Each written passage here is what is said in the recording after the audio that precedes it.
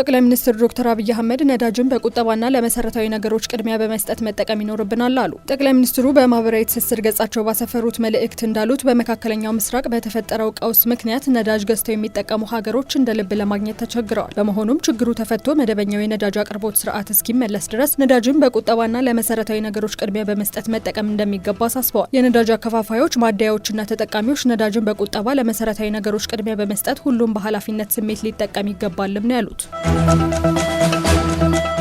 በጋሞ ዞን የተለያዩ ወረዳዎች በተከሰተው የመሬት መንሸራተት አደጋ ጉዳት ለደረሰባቸው ወገኖች ኢትዮጵያውያን ላደረጉት ርብርብ የዞኑ አስተዳደር ምስጋና አቀረበ። የጋሞ ዞን አስተዳዳሪ ዶክተር ደምሴ አድማሱ በሰጡት መግለጫ ጠቅላይ ሚኒስትር ዶክተር አብይ አህመድ በስፍራው በመገኘት የጋሞ ሕዝብን በማጽናናታቸው አመስግነዋል። አደጋው ከተከሰተ ጀምሮ በአይነትና በገንዘብ ድጋፍ ማድረጋቸውንም ጠቅሰው ድጋፉ አሁንም ተጠናክሮ እንዲቀጥል ጠይቀዋል።